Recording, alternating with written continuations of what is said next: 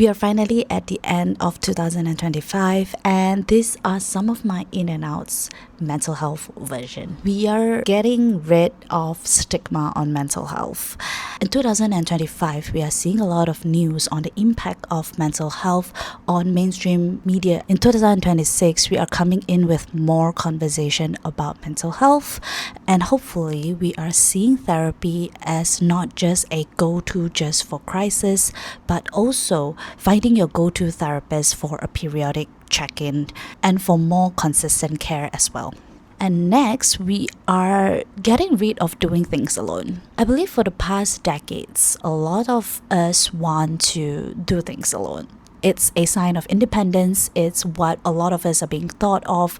If you're able to eat alone, watch a movie alone, that's great. You are comfortable with yourself. The intention was really good. However, if you're on the far end spectrum of doing everything alone, then this is probably one of the contributing factors to the loneliness epidemic.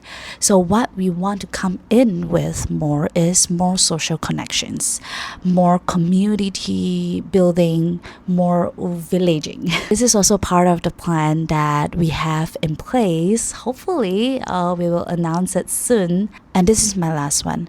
We are now getting rid of substance reliance in coping. I don't know if you noticed, but the generation now no longer use alcohol, smoking as much as the previous generations. I don't know, let me know if you notice that. But with my conversation of a lot of young people, they no longer use these substances to kind of cope with their stress. And I do think people are finding more sustainable way to cope with stress. For example, finding a new sports or hobbies, or a very niche community like journaling community, like a running club or something like that. And this is such an important shift because we are looking at more sustainable way to take care of ourselves in a more long-term perspective. Happy New Year, everyone. Whether or not you had a good year, whether or not it was a bad year,